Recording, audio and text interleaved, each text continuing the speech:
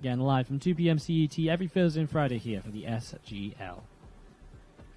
Bottom left side of the map, we're going to be starting off with our blue Protoss player, who is Creator.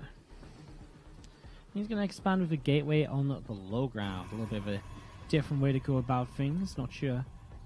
I mean, I guess it works. Like, seems very old school, gateway on the low ground, but it can work. Obviously, something like a 12 pull would completely destroy this, but it's not going to be a 12 pull. It's going to be pull first, but not like super early pull from Sleep, from Team Leifeng in the top right-hand side of the map, playing the red Zerg. He's just going to get blocked by this probe, forces a pull first, and then he will be forcing the hatchery on the third base as he pylon blocks the natural. So a little bit of a nuisance here at the start of the game as Creator with that probe. We've seen that from him throughout today. He's been very annoying with his first probe of the game. So just continuing to be a nuisance here right now. Nothing really too surprising. And we set on up. What's up, Koi Pyrus? How you doing? Happy Thanksgiving. We don't celebrate Thanksgiving in the UK or in Europe at all, but happy Thanksgiving. I know it's a big thing in America. I've been I'm talking to some sponsorship people, and they're from America, and every single email I've had for the last few days has been like, Happy Thanksgiving week, Happy Thanksgiving day before or something, or Happy Thanksgiving for tomorrow. Today they're like, hope you're having a great Thanksgiving. I'm like, yeah, man, you too. Like, I don't celebrate, but yeah, sure. I don't have the heart to tell them I don't celebrate Thanksgiving because they're super hyped about it. I'm like, oh my god, I'm just gonna go with them. I'm gonna like, yeah, happy Thanksgiving, man, great Thanksgiving, have a good one, enjoy your Thanksgiving. Yeah, it's the easier, it's the happier way to do it as well, to be fair. So can't complain too much. Two Zerglings chasing a probe across the map. Get these Lings away. Slings is getting chased away. I mean, not really anything too exciting in the super early stages. Twilight Council comes down. We're probably looking towards... yeah, I'll say it. I think we're just looking towards a... yeah, I think we are looking towards a very standard sort of opening here in this game. So, Resonating Glaives and just a little bit of pressure in the early stages. One of the cool things about seeing the older maps, I mean, I'm not a big fan of the older maps ever, but I think one of the cool things is seeing how the newer strategies do relate to older maps and see if anything is in particular broken, see how players maybe take these older maps and utilize them in different ways now that different meta games are available to them, and, you know, just in general that things are kind of played out so differently, you know? It's pretty cool. I like it. As you see, these Ling speed is on the way up, so Ling speed coming on up right now. A few Ling's going to move away from the third base as well from Sleep, so when he hits Ling speed, he's going to start moving across the map and just looking to see if he can get anything done here in the early stages. But, I mean, realistically, what's he going to get done with like 8 Zerglings? Like, maybe he can kill an Adept, which is out the front. Maybe if he could sneak by, he could kill a Probe, but even then, is it really worth losing 8 Zerglings for? Probably not, honestly. You see the Wolf Gate going to be finishing up right now. Ling's come in once again. I'm just going to be seeing the Warp Gate finishing, allowing now some Adepts to be warped in. So very standard stuff so far. Roach Robin's on the way up at a nice timing as well to make sure that these Adepts aren't going to be able to do too much. And honestly, it looks as though the main interest of Creator right now is just getting the third base down. Mothership Core hunts down the Zergling. Next in a pylon comes down. Adepts are on the way over to help protect against these Zerglings. I mean, they're going to go for the probe kill, which is more or less the most they're going to get from this right now. So they shut that down. Glaive's about to finish. And maybe another warping of Adepts before he goes across the map with 8 Adepts total, or 9 Adepts total. Nice. More Adepts the merrier.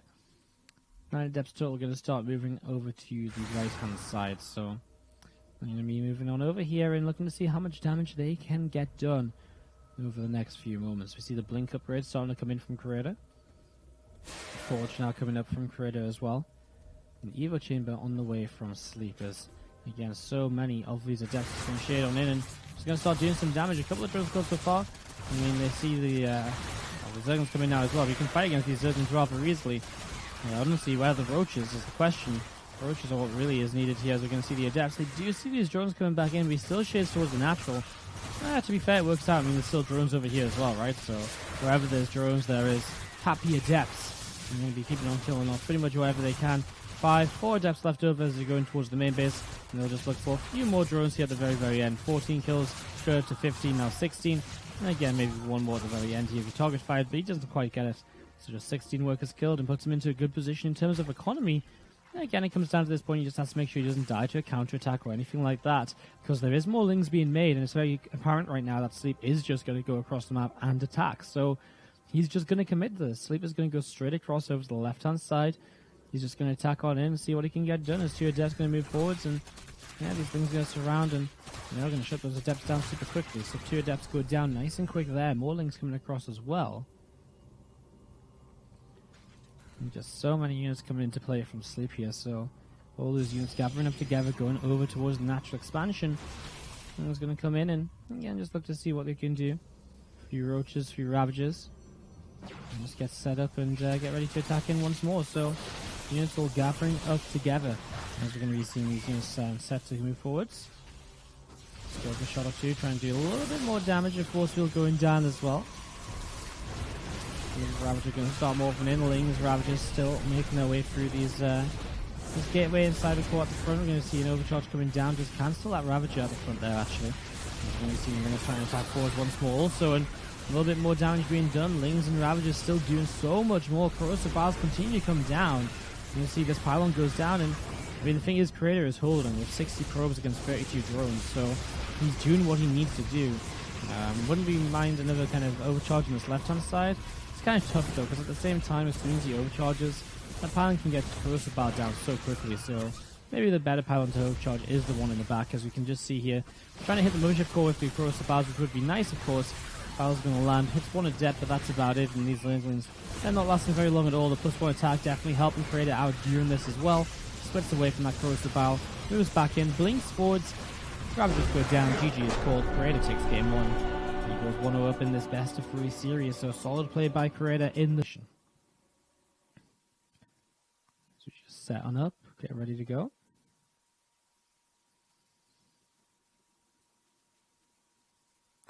And again, we are going to be doing, after this, some Layfin Cup games. We'll just go straight into it, I think. I'll have to take a few minutes just to figure out the replays and download them. We'll just go straight into it, bring you guys some more action from the Layfin Cup, and just, again, just a few more games before we finish up for the day. Let's just stream for a couple more hours, just make it a nice long, like, if we make it like an 8-hour stream, I think that's pretty decent, so that's what we'll go for. Bottom right hand side, blue Protoss player is going to be Creator. Up 1-0 in this best of 3 series, and about to be going up against Sleep, the red Zerg to the top left side of the map. Looking to see what he can get up to here in the next few moments. Gateway comes down on the low ground here from Creator, so just setting up into this. What else is going on? Spot and Pool coming in over here from Sleep. This probe is going to move over towards the third base. John going to pop the third hatchery down, or the natural hatchery down over there then. Was again forced into Pool first, so pretty much the same as the last game so far. No real changes. And we just continue to set on up. Wait to see what happens. See how it goes. Next comes down on the natural expansion. So next comes down on the natural expansion. You can see a Cybernetics core coming in here as well. And the Cyber Core just starting to come up right now. So Cyber Core coming into play. You can see the similarly going to get put down on the main base as well. So we're going to set that up too. Do you just see that Cybernetics core still just about halfway done for now? Natural expansion, do you see this probe just patrolling backwards and forwards?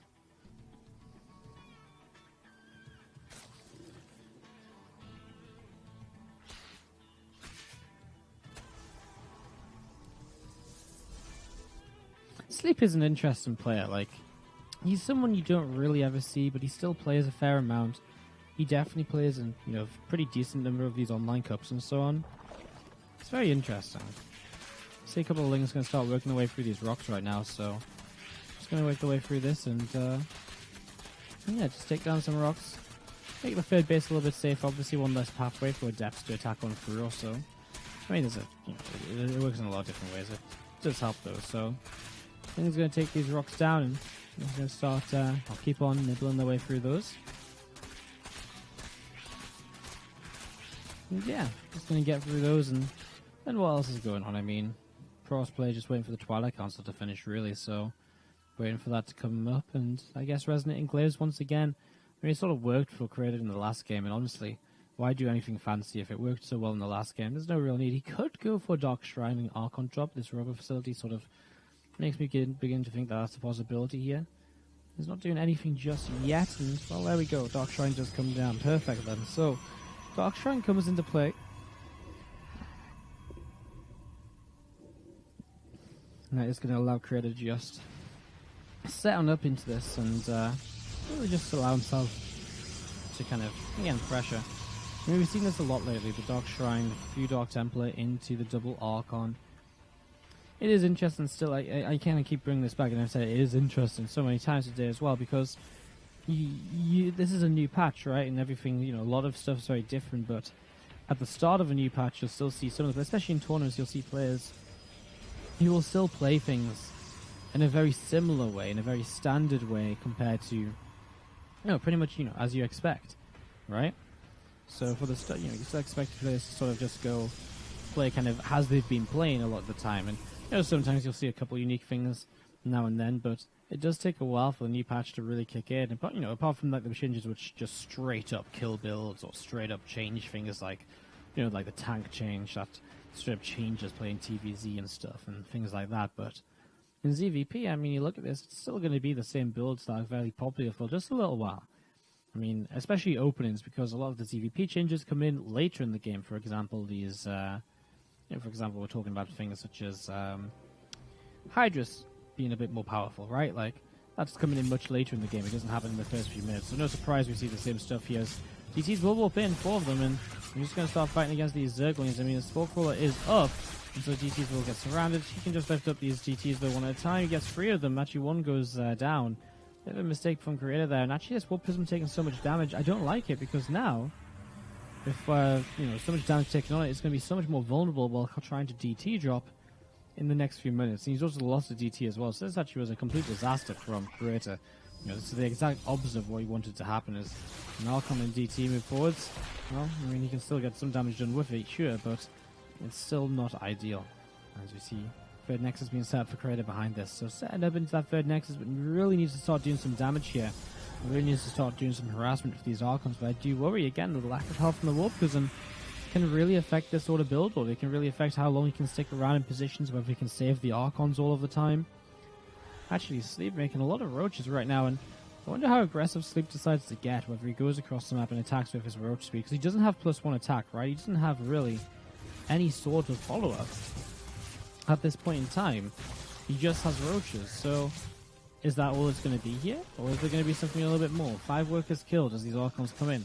Finally getting a little bit of damage done. I mean, that's exactly what we're expecting. Overcharge probably on this base. And this pylon just to help push the Zerglings away from harassing. Doesn't want to lose a pylon if he doesn't have to. And Female Probes just going over to this third Nexus now. I mean, Archon's going to keep on harassing the roaches for now, just actually looking to sit back and deal with this. And still just pure roach is very interesting. As you can see, Creator already begin to build up against it. And Immortal on the way. He's going to have multiple Twin Stalkers coming up as well very soon, so he's really sort of building up to what, you know, into this a little bit further right now. And it's just going to be seen 2 Archons still just sat in that Warp Prism. And yeah, I mean, just a few more Zerglings still moving around as well, so a few Lings moving around.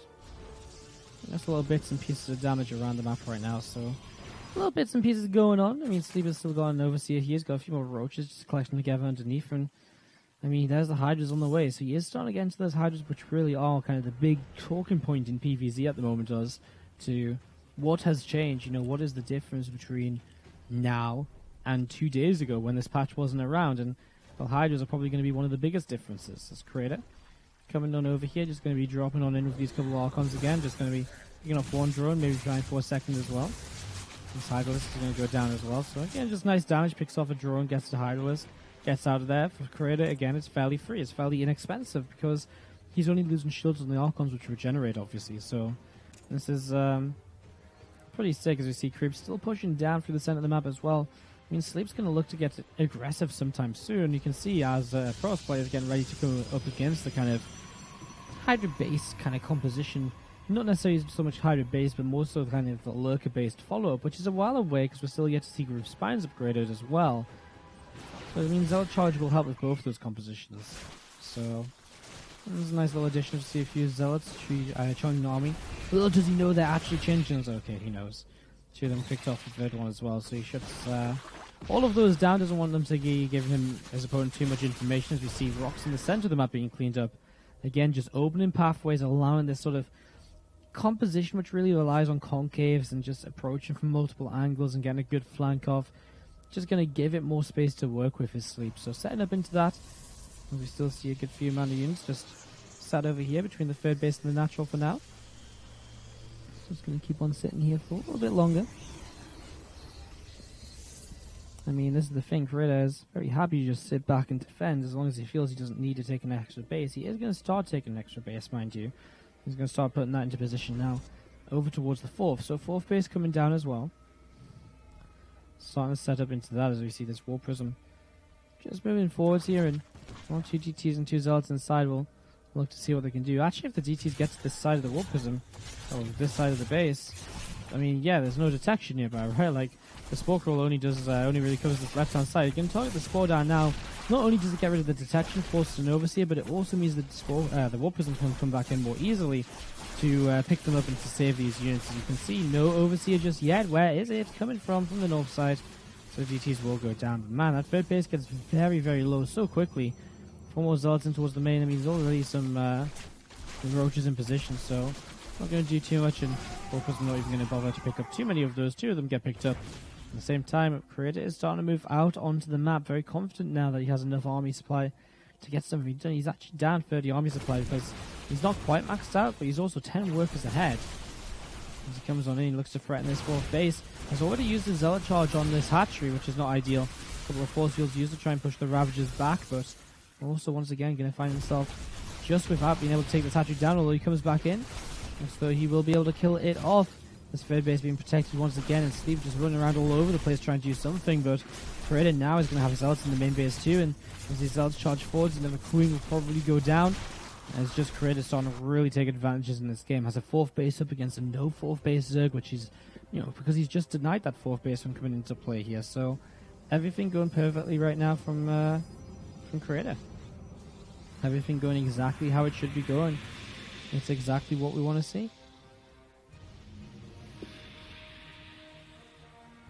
It's exactly what we want to see at this point, as we see Suds gathering together, a few more drones going down to just harassment around the bases. Krita going to come in towards the center of the map, and I mean, he's got a good army still. He's got a lot of Immortals. He's got a few Archons mixed into this as well. Going to try and get going once again here and just keep on pushing forward. We see a Lava going down to the side. We're going to be seeing an Extractor picked off as well. Another force field coming down, a couple of force fields, only grabs a Roach or 2, but it's still a nice little play. He's still pushing himself into good positions here. Sly Storm on the way up as well, so his army gets better and better, and look at this Zerg army, and well, he's got Mutas on the way, so that's going to be a transition for him at least, so that's something. And he's also got the Lurker things, so he's got transitions on the way, but right now, immediately, I don't really know what Sleep does to really recover in this game. He's in a lot of trouble, you look at this, and he doesn't have anything going his way at all. These few Immortals pulling back a little bit here. One gets sniped down, but he gets a few Roaches for the trade at least. And now he's pushing forward. He's very confident again. Not many Hydras in this army. I mean, very much so reliant on kind of, Ravagers. He's got so many Ravagers and a few Hydras mixed in as well. If those Roaches disappear, though, which they will very quickly against the Mortal Archon, then the Hydra Ravager becomes very squishy. And that might just be the issue that Krita runs into. Goes into the Robo Bay now. He will have a second Robo facility to... Oh, not for a Disrupt. He's going to go Colossus instead. Nice Storm coming down. Actually hitting mostly the force field, so it doesn't get as much damage done as it could have done. Actually there, the Ravagers Corrosive Battle themselves as we see Krita continue to push on forward. Has more Storms in the back, not using them just yet though. Corrosive Battles will force Krita back once again, but he's getting into this position now where he's going to force the Zerg player to keep on fighting because of the position he puts himself in, where if the Zerg backs off, Krita runs up the ramp in towards one of his bases and cast snipes down the hatchery, which isn't great when you're already on free base against 4 as the Zerg player. You need every hatchery you can get. Like, the last thing you can afford is to be losing even more units. So you really cannot afford that, as you're going to be seeing Hydra, Ravager, keeping on fighting now. Another Storm going down. Still a bunch of Immortals here, a couple of Archons too. Some more Hydras coming in, maybe Creative staying a little bit too long in this position. He sent a lot of Zealots off towards the main base, which is where maybe a bunch of this army has gone. A couple more Archons coming in, some more Zealots as well, getting some more tanky units in front. Actually, DTs coming in here, and meanwhile the Overseer is non-existent as far as we can see. Ravage is not able to find Corrosive Bars on the Warp Prism to shut down these Warpins, and the Zealots still going in towards the main base. Finds the Greater Spire. Whether he goes for that or just for drones, I don't think it matters at this point, because Creator has killed off more than enough to end this game, and really is going to be Sleep having to type out here any second now. There it is, the GG Creator.